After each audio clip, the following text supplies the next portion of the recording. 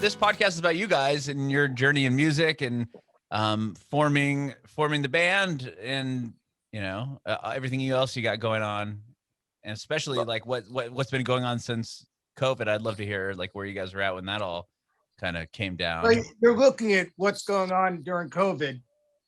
Yeah. Okay. Or I guess right before everything shut down. So, how about we start with you, Don? Where originally, where are you from? I am from Wrong Island, I like to say. Okay. And the island of strength and longevity is what I like to say. I grew up there, and then I signed a deal with RCA BMG when I was 19, and quickly got shelved. It was the greatest experience of my life. Quickly got shelved, and after that all happened, that was right when, at the same time, I guess, when August and Everything After came out, and my manager at the time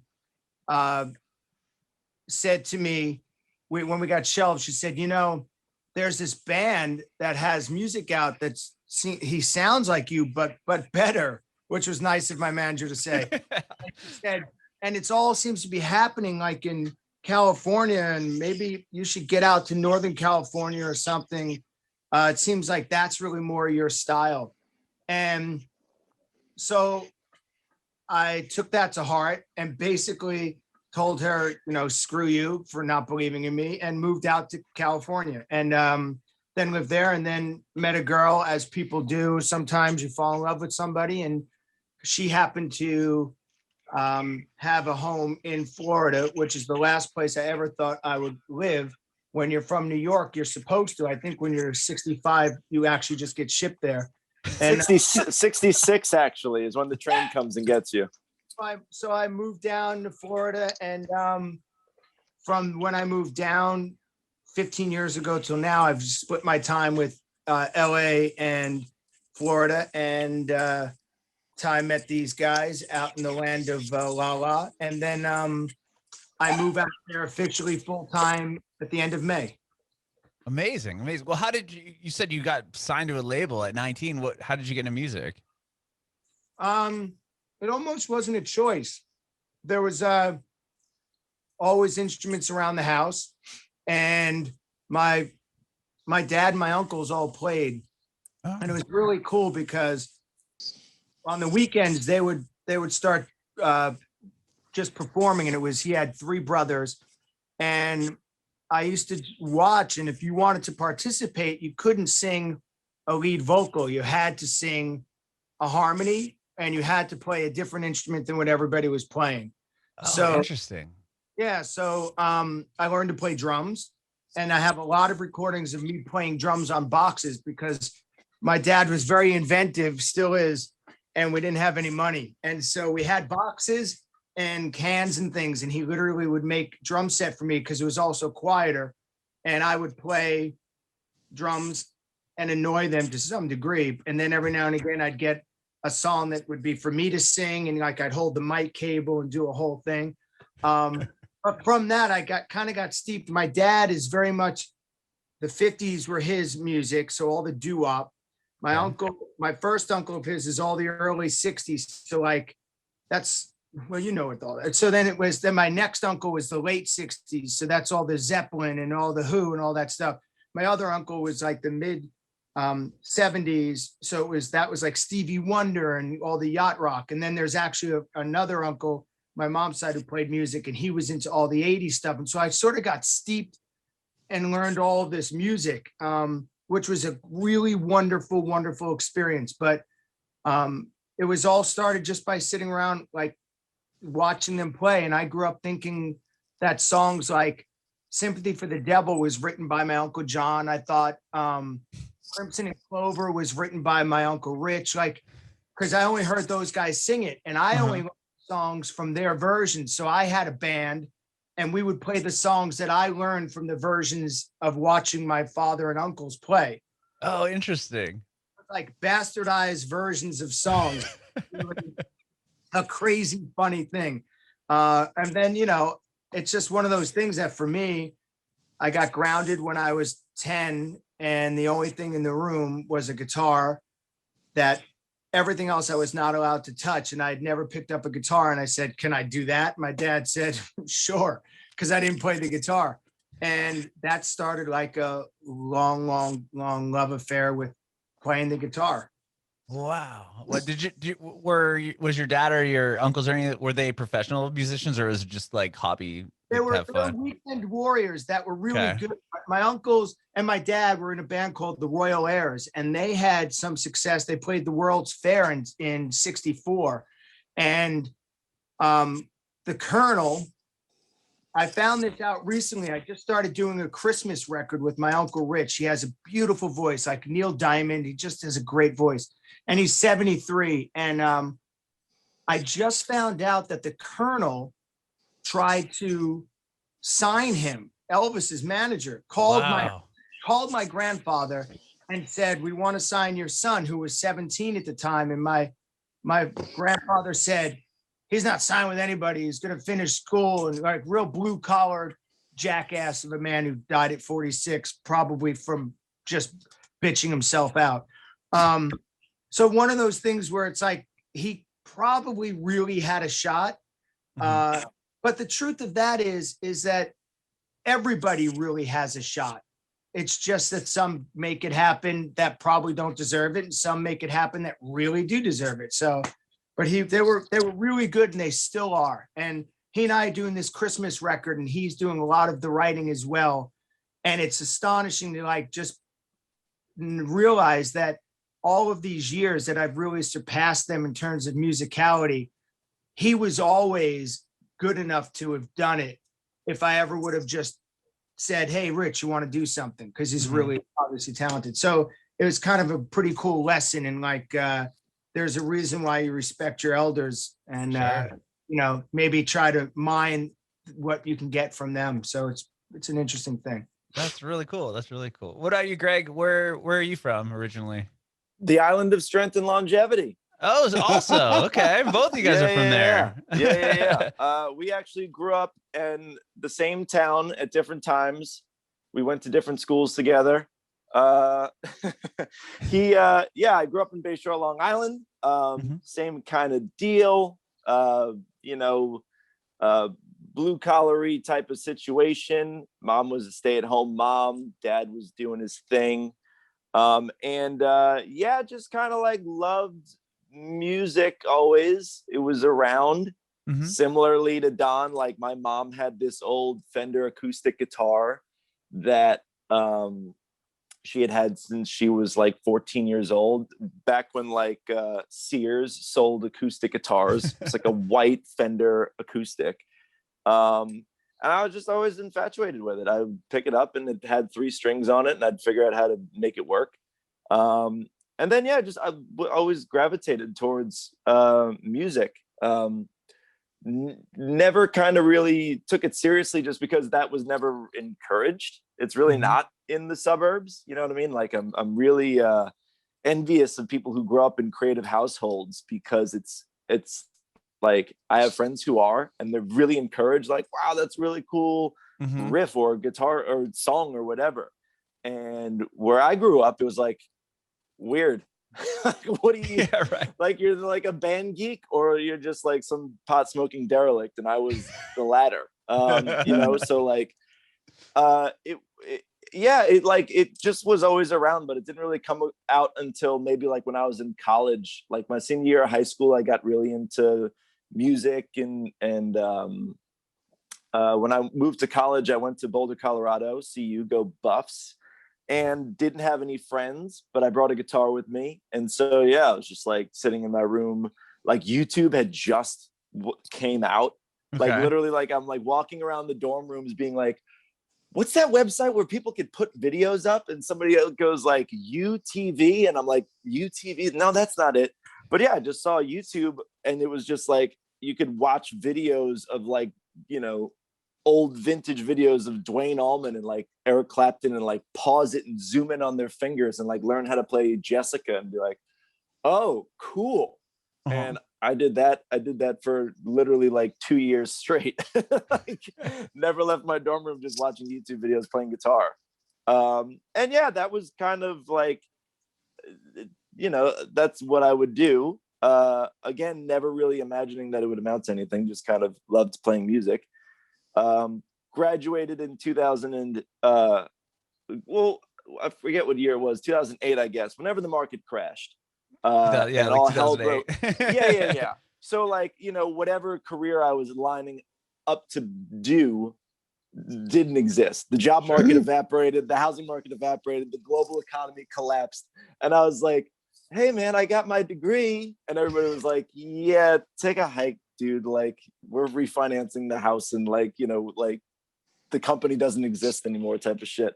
Sure. So of all places, I also moved to Florida because my dad had retired kind of forcibly, and moved down to Florida to like lick my wounds. And the only thing I knew how to do was play Jessica on acoustic guitar. And ironically, in Florida, if you can do that, somebody will give you like $50 to sit on a bar stool and play acoustic guitar for Bud Lights and tips. Oh, okay. So I did that. Literally like, dude, you can't focus on music. You have to have something to fall back on. Like, I went to college and fell back on music. Yeah, literally, like, so stupid. And yeah, just like was like, okay, this works. And like was constantly like trying to find a job while like making money playing music. And that was it. I got in a couple bands. The bands broke up, so I started writing my own songs. Got taken advantage of by a couple of music producers and mixing engineers, so I decided to teach myself how to mix and produce music. Started releasing music online, got a pub deal, moved out to LA. Still keeping my, still waiting for that job interview from to use this bachelor's degree that's useless. Yeah. But music seems to be working out, so that's awesome. Where we're at. Yeah. I graduated from college the same exact time, right when the oh, no way. Yeah, 2007, right when everything kind of took a dump. Dude, so giant virtual digital hug to you. Yeah. That sucked so bad. And then I got into radio, which also took a dump. So it was like, oh, I've got two of the best worlds here colliding. Yeah. Yeah. Well, same with music, right? When one of my actually my brother-in-law, his uncle said, when you're the product that you're selling, right, a CD, when the value of that product goes from $20 to $0, you might want to consider a different profession. But my track record going, I'm not smart enough to do that, so I'm just gonna keep making music. Keep going. It's working though. It's working. Sure, man. Yeah, it's great. Well, I'm lucky to be working with crazy talented people like these guys in this band. I mean, it's really stupid. Everybody is just so good. Everybody can do everything, and it's just a joy to work with people that I'm really good friends with, that I love, that I hang out with, that I talk to for no reason at all, and that we also make my favorite music together. So yeah, super lucky. That's amazing. Lawrence, how about you? Are you from Long Island as well? I'm not from Long Island, and truth be told, I'm not sure my story is as interesting as either of this. Maybe we should no economy crashes. When the economy crashed, I was well into my music career and too broke to care about a crash of an economy. No, I'm from Atlanta, actually, and am currently living in Atlanta, but although spent about 23 years in Los Angeles, and not that long ago made the same drive you did. It's a good one. With family in tow. And now I'm back home, if you will. I'm not exactly, this isn't exactly my parents' basement necessarily home, but I'm but it is their garage. It is, right. Well, it's finished. It's a finished garage. And so back in Atlanta, I guess my upbringing in music, also not necessarily a creative household. My kind of post-depression era ethics, parents or work ethics parents, and definitely not fostering a career in music. I was slated to go to college, et cetera, et cetera. Was not very studious, if you will. Spent a lot more time playing guitar and doing other things that influenced playing guitar throughout high school. But yeah, I mean, I think I just seeing older kids playing music, kind of inspired me, and just gravitated towards it. It seemed like something that I could do what I wanted to do, and I just kind of stuck to it. And ended up going to music school, ended up also doing one of those stints in Florida where you sit on a bar stool and play acoustic versions of Eric Clapton songs. And then eventually took the plunge and moved to Los Angeles. All right. Where did you go to music school? Was it? I went to Berkeley. Oh, you did go to Berkeley. I did wow. go to Berkeley, yeah. He's a Berkeley guy. That's amazing. He's a Berkeley guy. Yeah. Did you go? Went in for guitar? I did. Yeah. Correct. Tell me about that. I mean, that audition process must be insane. Truth be told, I think that at the time, Not for a guy like Lawrence Katz. No, it was definitely not for Lawrence. I wasn't coming in with anything impressive. Trust me. I mean, there were guys in there that were like offspring of famous jazz musicians. I was like a dude that talked like I may as well have been from a farm, and played a green Stratocaster and could go boom boom boom boom boom. It was a real kind of trial by fire experience. The thing about art school, music school in general, is I think that it's relatively easy to get in. It's very difficult to stay in. Sure. For a number of reasons. A, because a lot of people that are fancy themselves musicians and artists don't necessarily want to be told or taught how to do what they think is so precious to them, and or it's just too challenging. So I was dumb enough to keep banging my head against the wall and stuck it out, and glad I did. But yeah, no, I went in with very little very little, basically. Lawrence, we never had that conversation because I went to the Juilliard school my last year of high school. So like the fame school, right? Yeah, sure. That, yeah. And I remember the audition, you had to play a classical piece because you had to go for classical guitar. They weren't letting you come in with an electric guitar, Right. So I learned Jesu Joy of Man's Desiring literally on a $10 Mexican nylon string guitar that literally got down in Mexico, didn't have any tuning pegs. You had to use pliers to wow. And it was the day after a prom, and I had to do this audition, and I was like tired, and we stayed out late, and I still had half my prom, the tux on and stuff, went for this audition. Just the ruffled shirt. Right. And got in. And I was the same thing. I was sort of astounded now that I'm thinking about it, that they let me in when I was okay, but I wasn't like, it was all potential. There was no promise. It was just potential. Yeah. And they let you in, and then there's this whole feeling, like you just said, you really just nailed it. Like it's easy to get in, it's hard to stay. And you watch the people over that year who are really serious, and because of the school, they can make huge jumps, as opposed to like, we were all just in Bayshore trying to just figure out, can you play an A chord in a different spot? And then you get in and you really see that thing happen. It's pretty funny that it's the same thing. Because I think Berkeley is like, I think that it was, first of all, Berkeley, I remember, the talk was that like their dropout rate after the first semester was like higher than any college. And then, but you've got guys that would come through there and they'd just be too good to stay in. You know what I mean? They could actually get out in the world and be professional musicians. And for me, it was an opportunity to kind of focus just on anything, because I'd floated through up until that point, playing in rock bands, smoking way too much weed, and not just kind of zero focus, and like zero discipline, really. Like I feel like I went there and kind of learned to be disciplined and learned to learn, basically. Mhm. And I was, again, there were some crazy talented, like savant like players there. So anyway, Yeah. and this is way pre-internet. And Right.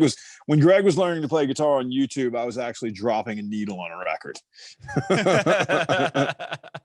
What's interesting is, like you said, that Berkeley has the highest dropout rate. I wonder if part of it too is like, because I guess the end goal is to get either signed to a label or play in some orchestra of some sort. I wonder if a lot of those people either get signed or it's just too overwhelming, or Well, yeah, I think it's expensive, first of all.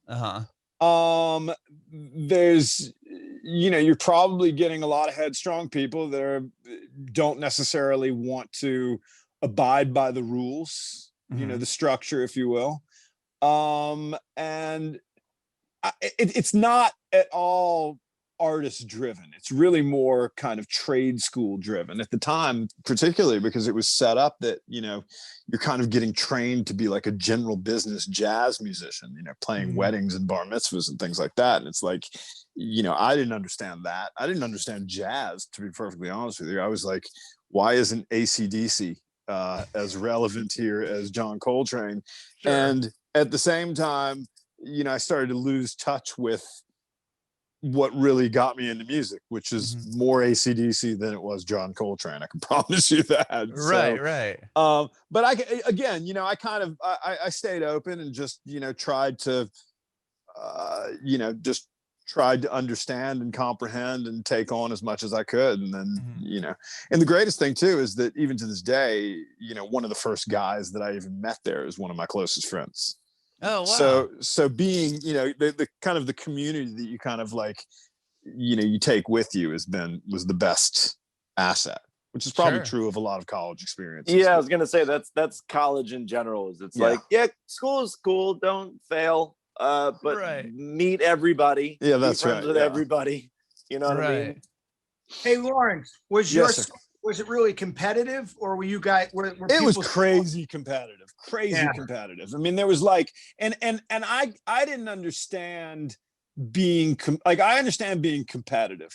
I never understood being competitive with music because it was so personal and it really triggered all of my sensitivities. Like, I thought that music was meant to be kind of like a way to kind of expose yourself in a sense and in a kind of safe space. And then all of a sudden you're getting your head cut off and you're getting you're kind of getting judged for it, which was super counterintuitive to me. But, I understand why. Like, they had a whole rating system where you had to perform on 4 different levels of like, one would be improvising, one would be reading, one would be, blah, blah, blah. And I just never tested well like that. So it was just too overwhelming for me. Like, I can't, like, gun to my head is not how I perform the best. And that's kind of like what that was the structure, basically. Was it like, I would imagine it would be kind of intimidating to even like go out and perform around the area because it's just all people that know everything. Can you believe he did that? It was intimidating to walk around that place. Yeah. I mean, it was, again, there was like, you've got these, just kind of savant-like musicians that have now found they've found their place. Sure. You know what that sets you up for? I feel like I was really trying to articulate this to my kids about us moving to LA and about the changes and about how hard it is to make new friends and all the different things about what really I was talking about college and sort of after school life in my head, trying to articulate it for them. But what's good about all of that I'm realizing now is in my school, it was like that. Literally would break out. It was like the Fame movie. All of a sudden you'd be in a room and everyone would they'd have dancers going around and you're all playing something. And I always felt like an outsider because I was a little intimidated and I didn't really care about that. But what it taught me is like, we just finished this tour with Cheap Trick and ZZ Top. And they're, he says just, he means like late 2019. Well, you know, Just when everybody can play. Exactly. Pre-COVID, if you will. But what's funny about it is there wasn't a moment with these Rock and Roll Hall of Famers that I didn't feel like we belonged. And I think that comes from all that experience and the initiations you had to go through back then. Mhm. There wasn't a moment where I was like, man, are we good enough to be on this stage? It always felt like, well, get ready for this, people, you know, like, so, and I got to believe that comes, maybe it started back then and then just sort of continued. So. Yeah, I get that. The whole music and competition and intimidation thing is still fucks with me, to be honest with you. Mm-hmm. Like it's super counterintuitive to me. 100%. Yeah. Go ahead. Sorry, I was just gonna say, it's interesting that you guys, you guys have all played with and for, very, very successful bands, and still kind of having that in your back of your mind, like, oh, we're playing with Cheap Trick and ZZ Top, but you guys have all been in successful bands at one point or another. Yeah, but it does, all of that, it's the emperor's, new clothes, or maybe you find out the emperor has no clothes, right? So there's always that feeling, my God, I do this in this band all the time. I play in a band with 3 guys, and usually there are other people, if it's Mick Fleetwood playing drums or somebody, with all of these people who are, just, they do their thing. I don't want to say it, but they do their thing better than I do. And and I don't want to feel that inside really, but there's this time where you're like, fuck, am I a fake? Like, is anyone going to find out that I'm the weak fucking link? Like the imposter syndrome type? The old imposter syndrome. Exactly. And that happens all the time, and I guess it's easier when it's with, believe it or not, Cheap Trick or ZZ Top or Fleetwood or anyone else, because they're not as sort of close. But when it's with family, like when it's the 4 of us, that's when it's more intimidating that way than it is when you're out playing with these Rock and Roll Hall of Famers, believe it or not. It's interesting. Well, for you, Greg, like, how did you meet these guys? I mean, they're coming from, BossTones and Miggs and these bands that you probably grew up listening to, as I did. Like, when you meet these guys, learning them on YouTube, learning the riffs on YouTube. Yeah, like, you and I are coming from the YouTube-ish generation, where now you're getting to play with these guys. Was that intimidating to the first time?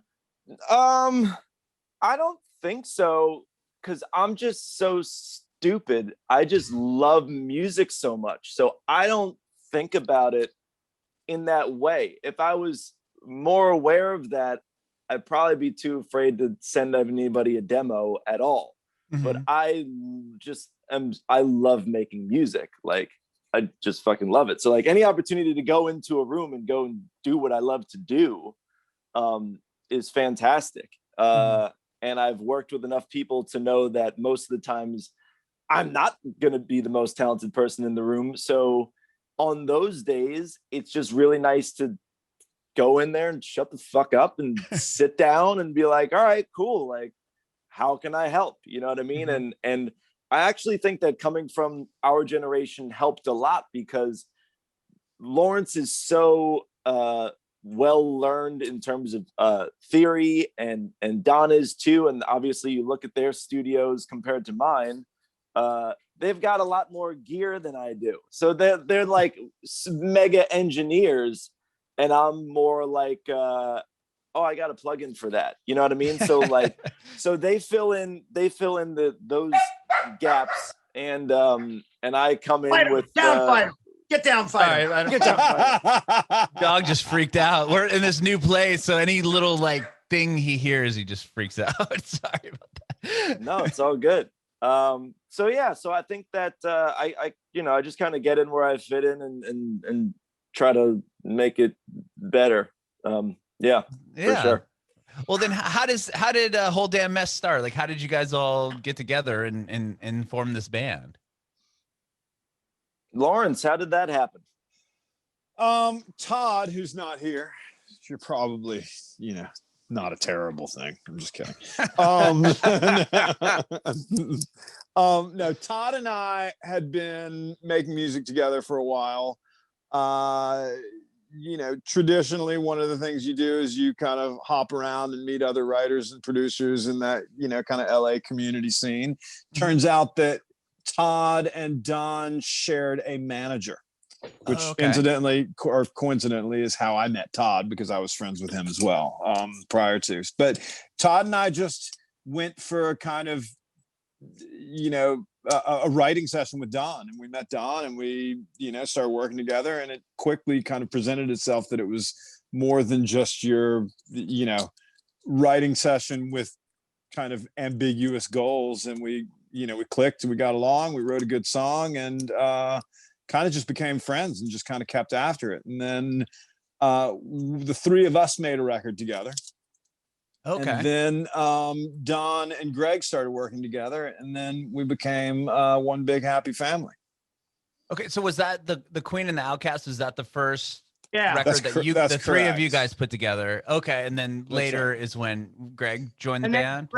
So Greg played the second show we ever played, and then we had already had 3 of the 5 songs from Prince's Turn to Thieves, and I did that piano song, Love Me Anyway, which was wound up just being a piano song on Prince's Turn to Thieves, which we were right after we mastered it.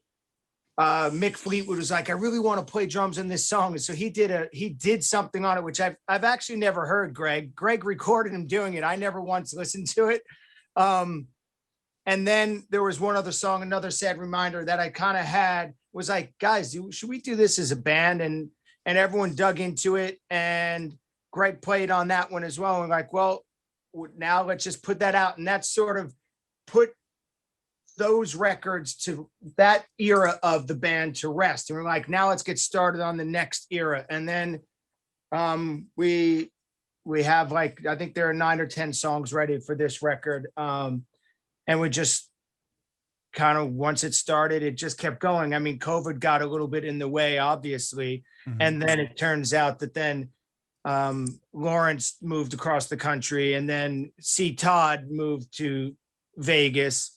So during that time, like, kids are coming, marriage, all this stuff. So like life kind of happened. We're just sort of, our heads are sort of picking up right now. We have the last song being mixed right now. I'm going to get notes from Greg back probably sometime today. Everyone else is giving theirs, and we'll get the last one done. And then this little era of the band will be kind of set out into the world, and we'll work on the next one.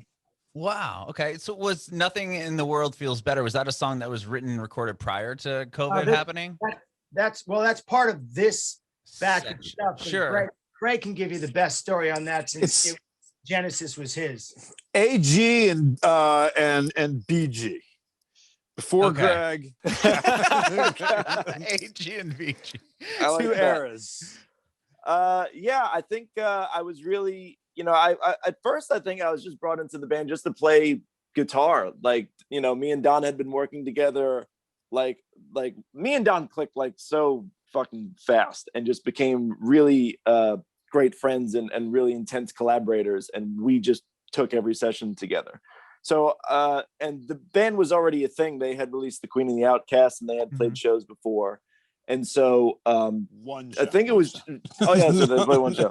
So Don was like, you want to come play guitar? I was like, I know how to play guitar. Fuck yeah, I'll come play guitar. And so that was kind of it, you know what I mean? So I hadn't really collaborated again, like my collaborations just kind of started to trickle in. But playing with the band live, becoming, because I wasn't around for how the first record was written, but like developing a relationship with those songs, developing a relationship with the guys in the band, and then playing the shows live, developing a relationship with our, future fan base and the audiences that were reacting to the songs we were writing, kind of provided the DNA for how I was thinking about how I wanted to produce a Whole Damn Mess song, or what I thought it would sound like. which I was talking to Lawrence today. I think my subconsciousness has finally cracked the DNA on what I was thinking when Nothing in the World came about.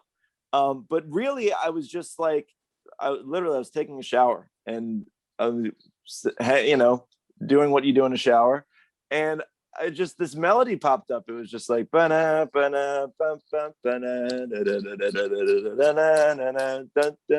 was like, that's cool. And then that tempo was already there, and I could hear like the drums kind of rolling and the bass is like just perpetual, and I was like, okay, this is really cool. And I was like, dun, da, da, da, nothing in the world feels like I'm just happening. Like literally, like I'm not trying to write a song. I'm probably trying to wash my armpits. Like nothing. This song just kind of shows up, and I'm like, that's a good song. Thank you, whoever sent me that song. So yeah, I just like was still kind of wet and sat down here and started playing the bass to put the chords down. And I'd said this a couple of times, but I really like writing songs with just the bass because I don't know what the chords are. Nothing's major, nothing's minor. You might not even be playing like the root of the chord. It might be like a D over an F or whatever it is. And I'm not paying attention to any of that. All I'm thinking about is what my top line melody is and how that's interacting with where the root is moving. So I had that. I had just like the drums going, da, da, da, da, and I had the bass moving around, and I had that Nothing in the World Feels Better, and I had the and then very similarly, the first verse lyrics kind of showed up in a similar way. Wasting my time. I was like, okay, like again, like I'm not actively writing this song. The song is just kind of showing up. And I'm making sense of it as I go. And that's what I was talking to Lawrence about today. I was like, I'm starting to now like understand what might have been going on in my subconscious as to why that song showed up like that. But I sat on it for maybe like 2 months or 3 months or something. I think I played it for Todd one time, and he was kind of lit up. He was like, that's how that song goes. Like, I like that. So yeah, I waited until we could all get together in the same room and played it for Don and Todd. And I think Don did a really good job of lyrically taking what I was receiving and putting it into a lyric. You know what I mean? Like really precisely. In the second verse, you go, you're diving in deep and you're coming out dry. Because what that song is basically about is it's like a love song, ode to the struggle. You know what I mean? Like living in Los Angeles, working as hard as I possibly can, trying to make great records, going into sessions, writing songs, sending records to people, releasing records, getting little bits of success, not having success, whatever. And you're just kind of wasting your time because you don't know if you're even doing the right thing. Like, what if I should be working with these people? What if I shouldn't be producing at all? What if I should just be songwriting? What if I shouldn't be doing either? What if I should just be a guitar player? You know, like, you know, you have no information going through life to tell you whether what you're doing is right or not. Yeah, there's very little structured corporate ladder in the music business. That's for sure. Yeah, exactly. So that's kind of what that song was about. And Don wrote, you know, you're diving in deep and you're coming out dry, because that's what it is. You're trying your hardest to give everything you have, and at the end of the day, you're like, there's nothing happened. And you do that forever. And that's kind of what you do. And then sometimes some good things happen and sometimes nothing happens. But that, if that's all life is trying as hard as you possibly can, I think that nothing in the world feels better than that. I think that that's what life it should be about. I don't think that you should be defined by any success you have or by any failure that you have, because at the end of the day, neither of those things really matter. You know what I mean? Like it just doesn't, you know? And I think that happened. I'm starting to learn that as I get older, that just like you're day in, day out. I have a fiance who I love. I have an apartment, you know, I have a place to make music. You know, I have a phone. We can I can FaceTime people. I can talk to my parents. You know what I mean? Like, Sure. all these things are still so great. So it's like, that's the dichotomy that you live in, is like things are constantly good and bad, and you can decide and pick which one you want to live in. And so, yeah, nothing in the world feels better is just a reminder to be happy and enjoy things, make music with your friends. I love it. And what's interesting about that whole thing is that we wind up, you know, like I look every day to see how many streams the song's at and what's going on with that. And you define yourself by these things. And an interesting thing was said to me by a friend of mine who has way more famous than we could ever hope to be, probably. And he said, you know, what you're doing is as good as what anybody is doing. It's as good as anything I'm doing. The light just happened to hit me a little better than it did you. And when you sort of realize that, it's like, well, fuck, you can't fight with that. That's not about who's better, who looks better, or any of that stuff. That's literally like the light just hit me before it hit you, and then it didn't hit you the same way. Sorry. You know? And so then if you can just accept that and decide that the success is in the doing, you know, like today, Greg had a great thing put out on a project that he's done. The song was put out and it was on national TV today. I did a thing that friends of mine put out today. Lawrence has a video that came out today. See, Todd has another thing he had come out. So like the success is in the fact that like we get to get up tomorrow and do it all again. And then we're all just hoping we're going to do it a little better. The process. I love that. And I love how positive the song is, for especially for the current state of the world. I mean, like hearing it, it's just like an uplifting song. And when everything you could write could be, you know, bad, because I mean, obviously, look, we're all inside and horrible things are happening. And you know. Well, it is, you know, somebody had asked us to comment on the fact that, you know, we're living in this abysmal time and we're sending out these like happy-go-lucky tunes, and like what that was all about. And, you know, our response to that was, we're not ignoring it, we're embracing it. Sure. Nothing in the world is about things sucking and being stoked about it. You know what I mean? Like, not stoked about it, but being on, you know, staying positive through it and realizing that, you know, life is about living, not about winning, you know? So, yeah. I love that. I did see, I wanted to ask you guys, speaking of like, you know, having stuff on national TV, there's a video on your Instagram from the Super Bowl.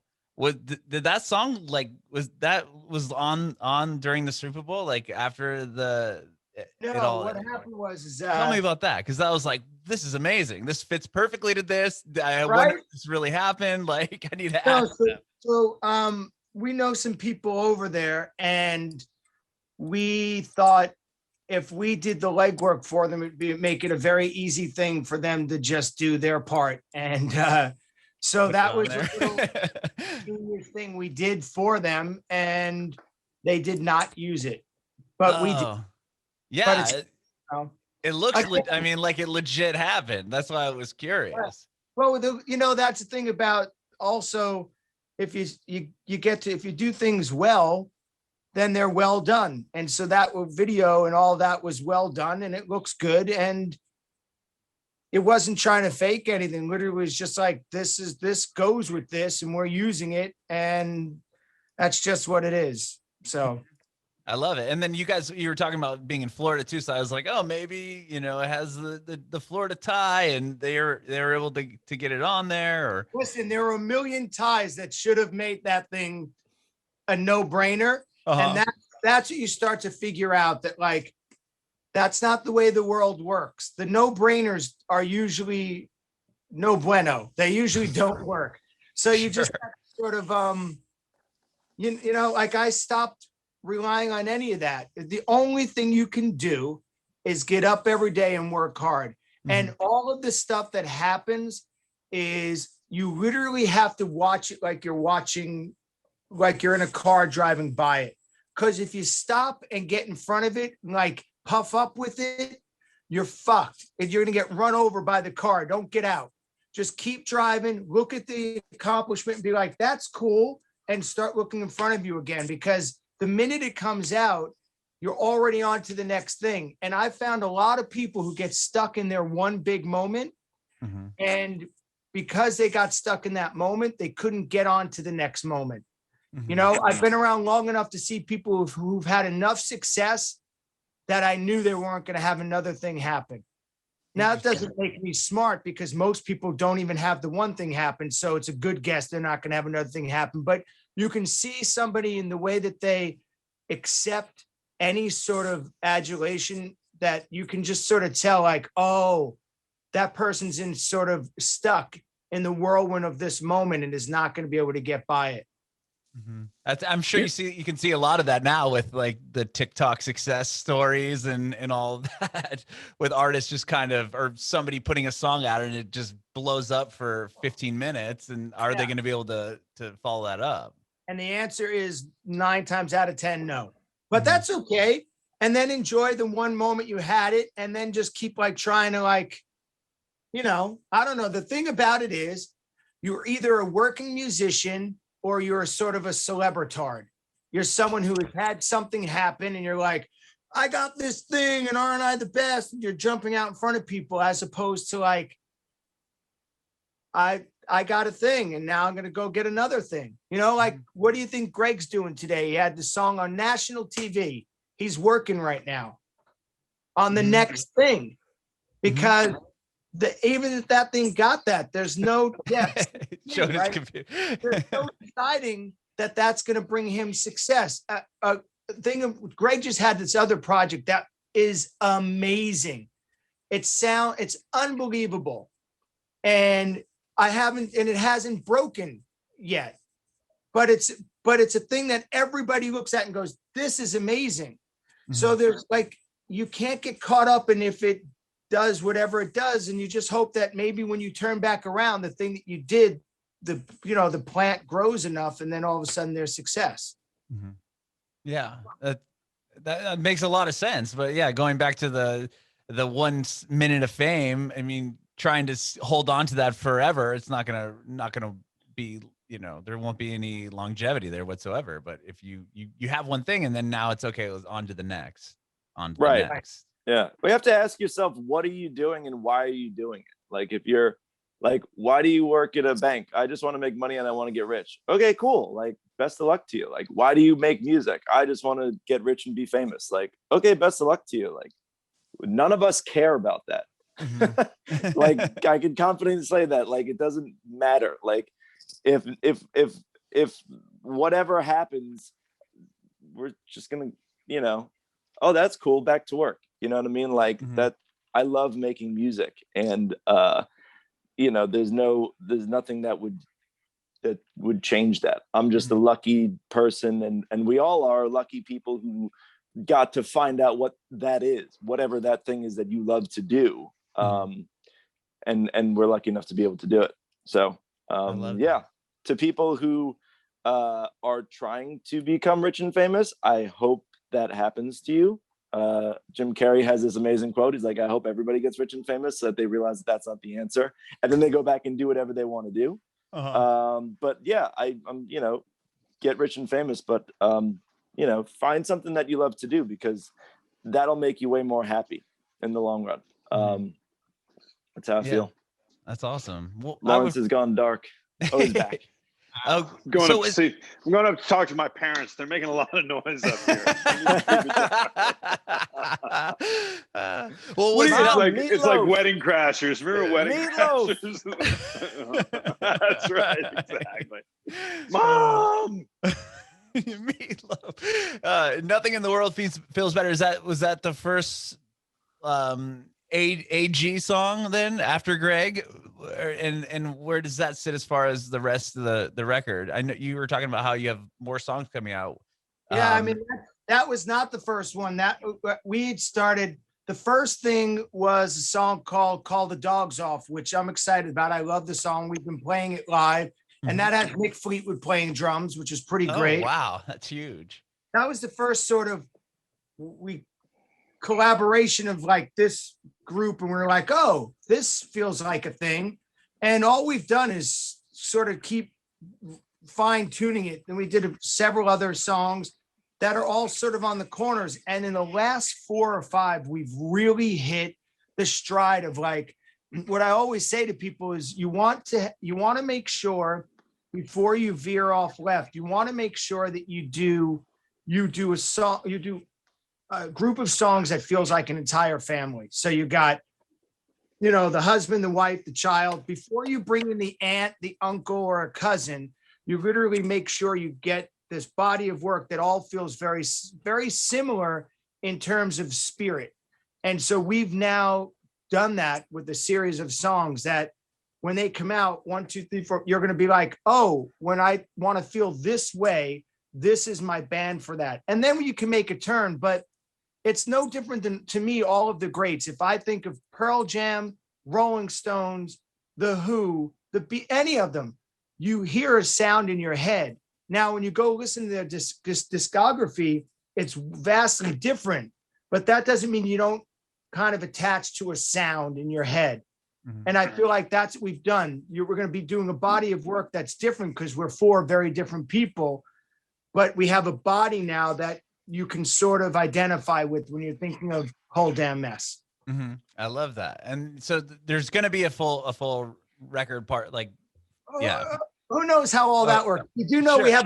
we have a full record's worth of music, and then that's if a tree falls in the forest and no one's there, who cares? So if you put out a record and you put out all 10 songs on next Friday, and only one of them becomes like the single, then you've almost wasted 9 other shots you had in your quivers of arrows in your quiver, right? Mm-hmm. So the way now you have to do it is you take 7 of the 10 shots, and then you go, by the way, here's the last 3. Now it's an album, but we got to first take several aims at the target. Sure. Yeah. What a different way of releasing music nowadays. Yeah. And it's all fun. Who cares? I just, I still always will love a record for a body of work that's saying a thing, like mm-hmm. Kendrick Lamar still believes in that. He releases a thing. He'll also do a million other things, but when he releases a body of work, you're like, shit, this is a body of work that's all speaking to each other. Mm-hmm. So, there's still something about that for me. Yeah, no, definitely. There's something to be said about putting an album on and hearing it fully through. There's a reason why an artist chose this 3rd song to be the 3rd song and the last song to be the last song. I mean, I feel like there's but make no mistake, if you're under 30, you probably don't care about it. And so if you're still trying to push your agenda on a public that's not interested, then you're the moron. So you've got to play within the confines of what the world is interested in, I think. No, totally. Hey guys, sorry to interrupt. Speaking of bodies of work and shooting arrows, I got to go pick up my kid from school. Oh, can I ask you one question real quick, Lawrence, before Absolutely. Actually, my last question for all of you would be if you have any advice for aspiring artists. I know you've been giving advice throughout this whole entire interview, but I'd love to get one piece of advice from you. Go to college for something else. Go ahead, Warren. Advice for aspiring artists. I guess stick to what you do. Stay open. Be true to who you are. Don't, and just do it. Just keep doing it. Kind of like what Greg says. Get up every day and just get after it. Or Don said that, I think. But yeah, I guess anything super philosophical and heavy and deep, not necessarily. But I think that ultimately just keep on keeping on, because it's a moving goalpost. You never get to the finish line, so you just got to keep on learning and keep on trying and keep on doing it.